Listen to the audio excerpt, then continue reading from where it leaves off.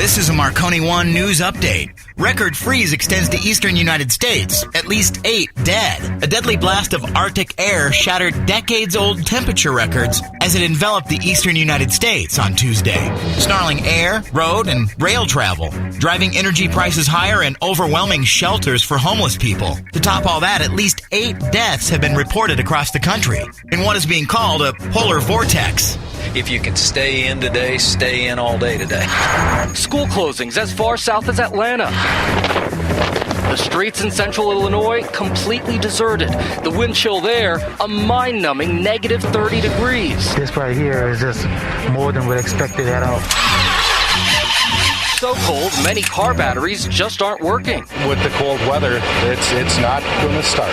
A water main break in sub-zero Columbus, Ohio, turning streets into steaming rivers. Crews scrambling to clean it up before it freezes solid. Overnight, a Chicago family trapped in their car for more than 15 hours. We were calling for help, and it was no one there to help us. On that same highway, ice road nightmare. Truckers everywhere praying they won't be next. I'd freeze to death before I got help. And in Indianapolis, in the middle of the snowstorm, a young mother giving birth to her first child by herself at home early Monday morning. Her due date was not until the 21st. I think she wanted to see the blizzard. She didn't want to miss out.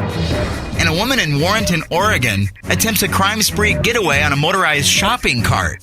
Police say they arrested Lori Ruth Chester as she drove north on US 101 on a motorized shopping cart she allegedly stole from Home Depot. This caper began when Lori Ruth Chester tried to pay for a meal at Subway with money she stole from the food joint's tip jar. She then stole from local grocery stores and a Rite Aid, only to end up at the Home Depot, where she hopped on a motorized shopping cart filled with merchandise and drove off.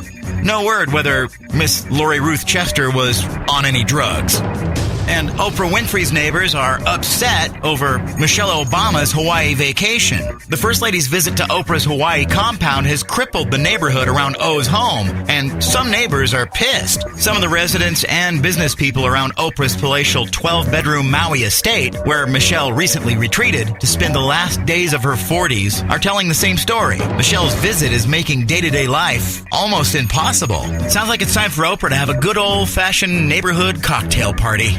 If you see stories you think should be in Marconi 1 News, send us a link on Twitter @Marconi1.